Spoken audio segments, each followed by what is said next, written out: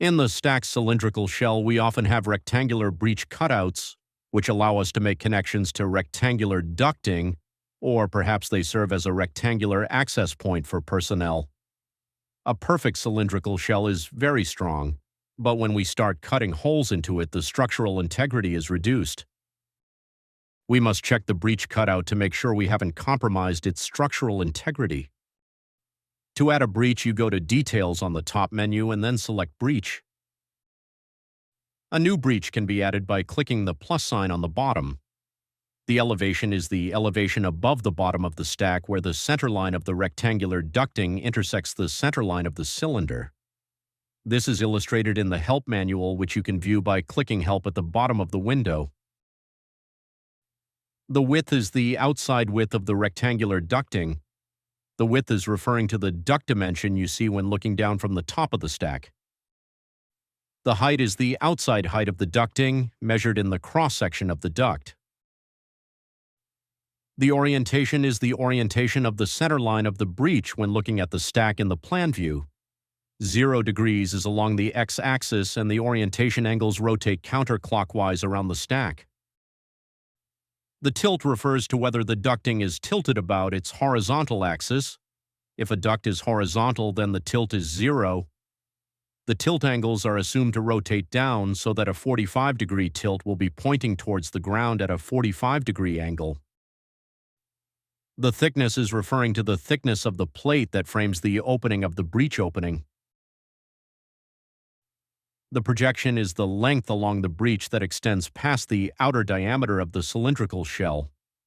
It is recommended that you refer to the help diagram for tilted nozzles because the projection is measured along the bottom edge of the breech opening. The flange width and thickness are referring to a mating flange that would be bolted to a corresponding flange on the ducting. This information is included only for weight calculations, and to represent the breech graphically, it has no other impact on the calculations. If the breech is round, then you check the round checkbox. When round is selected, the height field is disabled, and then you only specify the width, which in this case would be the outer diameter.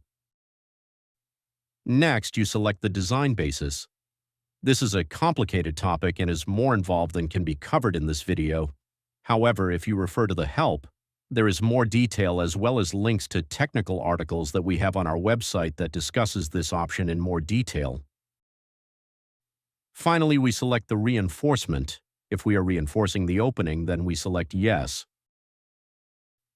Then we have the option to define the vertical stiffener.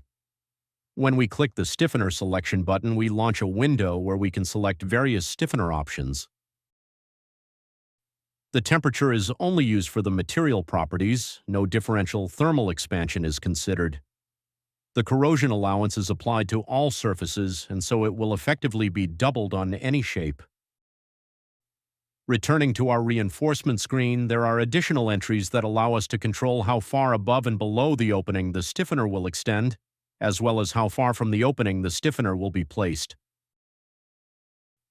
Next, we move on to the circumferential stiffener selection. The input is similar to the vertical stiffener, and the same options exist except now there is an additional option to enter a shell width override. A certain amount of cylindrical shell is considered to be combined with the stiffener for the purpose of calculating section properties.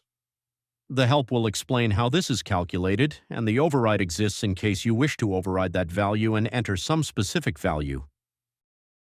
When we save this data, we revert back to the reinforcement window. Here we have the ability to specify where the stiffening rings are above and below the opening.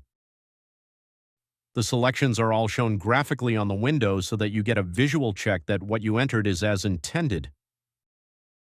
We realize that there are endless types of reinforcement arrangements that are used on breech, and unfortunately we are not able to handle all of those arrangements. We have incorporated the reinforcement arrangement, which is most common. Once we save these entries, we can then see the breech entry on the main graphic and verify that all data was entered as intended.